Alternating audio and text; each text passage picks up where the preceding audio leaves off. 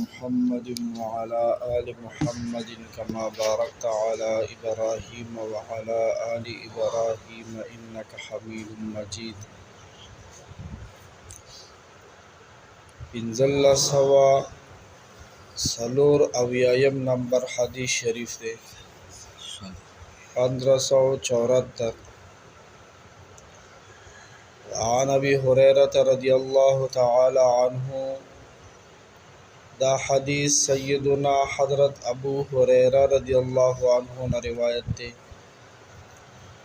اللہ پاک دے راضی شي، اللہ پاک دے د خپل ځان ناراضي کی.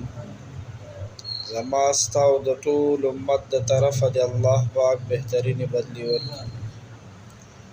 ان رسول الله صلی الله تعالی علیه وسلم قال، چې نبی کریم صلی الله علیه وسلم ارشاد فرمایلی دی.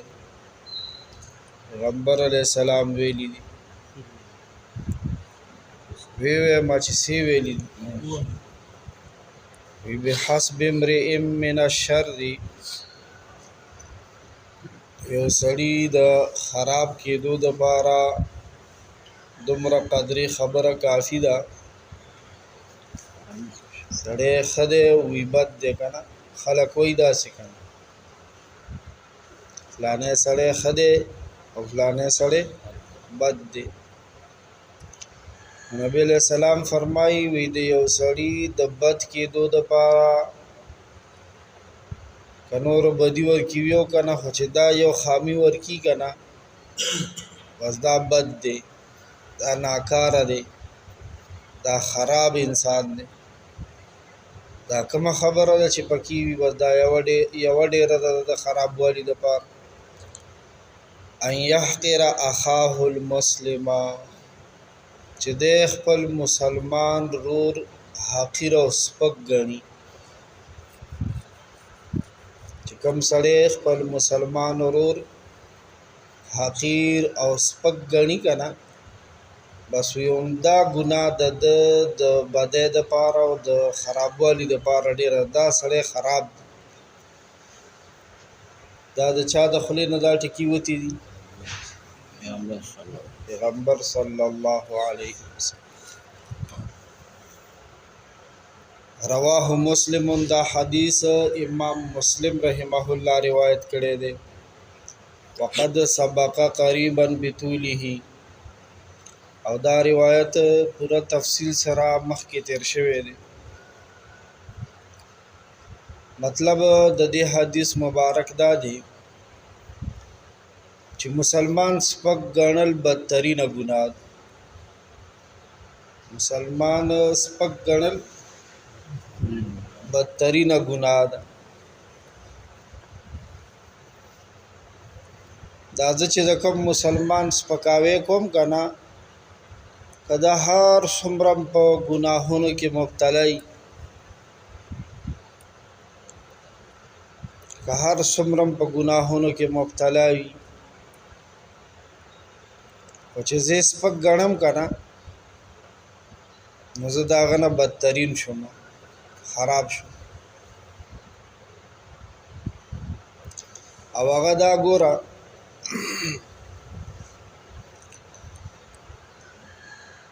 زه په دې وجه بدترین شوم بیا چې زه کله د مخکې مسلمان سپکاوی کوم که نه،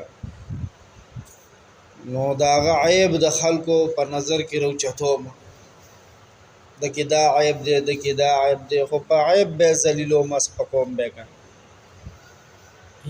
نو چې نن ما د خپل مسلمان ورور عیبونه راوچت که او د هغه سپکاوی مې وکړو، نو سبا ته به خلق زما برایانې او زما عیبونه راوچتوي او ذلیلوي به مې. نو د دې مطلب دا شو چې دا ما د خپل ذلت او د رسوایۍ کوم اسباب جوړ کړه، دا ما په خپله وکړه. الله دې پوهه راته راکړي او د دې عمل نه د الله مونږ وساتي چې د بل سپکاوی کوو. یاد ساتل پکار دی وي دا خبره واضحه ده او واضحه دی وي چې کوم کس په الله باندې ایمان لري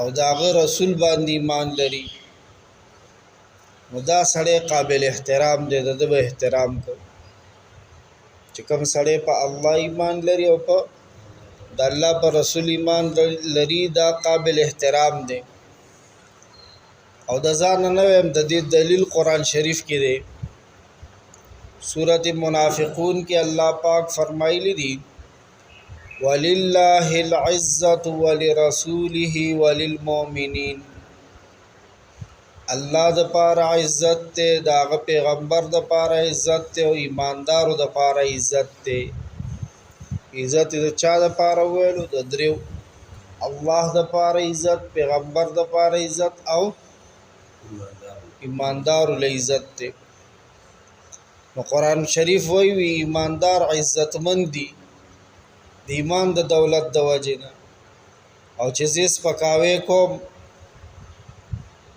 پکاوي کوم نو دا خو گویا چې هغه الله کوم عزت ورکړي دی هغه ته نه د لری کولو کوشش کوم بیا الله سره یو قسم له جګړه دا او جنگ دی لنډه خبره ده چې د مسلمان سپکاوي حرام دی هیڅ مسلمان به د ځان نسپک نه ګڼي یا ارحم الراحمین